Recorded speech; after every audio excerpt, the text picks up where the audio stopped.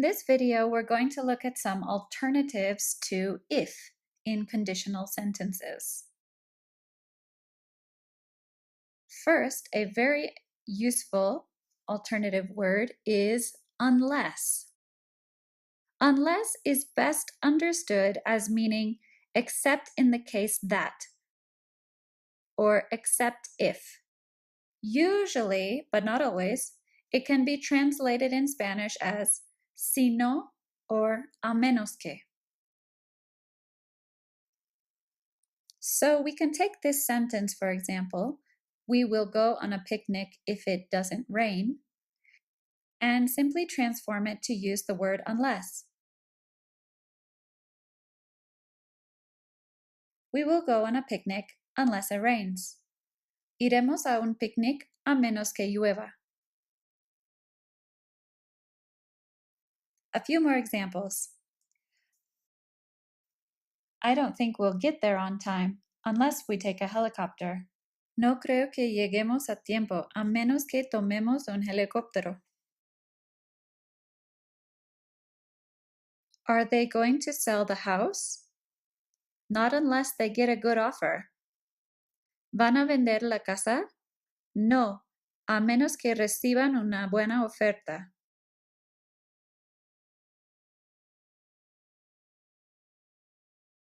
Only if. Only if limits a condition. For example, I will stay home only if it rains. Me quedaré en casa solo si llueve. I'll only call you if I'm running late. Solo te llamaré si voy a llegar tarde. Even if. This is used to express a condition that is unexpected in the circumstances. I wouldn't marry you even if you were the last person on earth. No me casaría contigo aunque fueras la última persona en la tierra. Whether or not. This expresses alternative conditions or indicates that the condition is irrelevant to the outcome.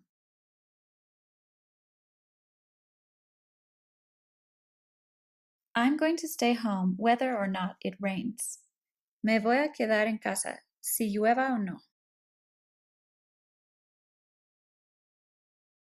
They'll deliver the furniture whether or not anyone is there to receive it. Van a entregar los muebles si hay alguien para recibirlo o no.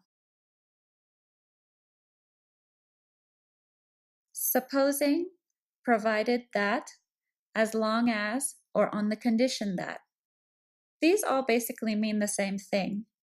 In Spanish, they would be translated to siempre que, mientras o mientras que, con tal que, a condición de que.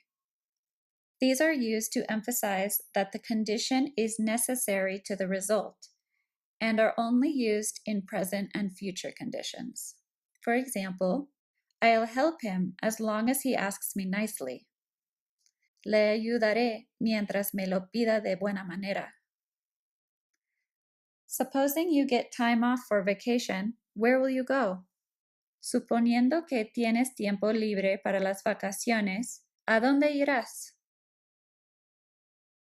In case of is used to describe what you should do in a particular situation, and it is usually written. For example, in case of emergency, pull the cord. En caso de emergencia, jale el cable. In case, with a noun and a verb, is used in spoken situations. For example, take a coat with you in case the weather gets bad. Lleve un abrigo con usted en caso de que el tiempo se pone malo. If it weren't for, and if it hadn't been for. If it weren't for my dog Buster, I'd be quite lonely. Estaría bastante solo si no fuera por mi perro Buster. I'd have been quite lonely if it hadn't been for my dog Buster. Habría estado bastante solo si no hubiera sido por mi perro Buster. You can see here that the meaning of these two phrases is the same. The second one is in the third conditional. It's in the past. And lastly, we have otherwise, which means de otra manera, or si no. You should get your air conditioner serviced, otherwise you'll waste a lot of electricity. Usted debe pedir que le hacen mantenimiento a su aire acondicionado.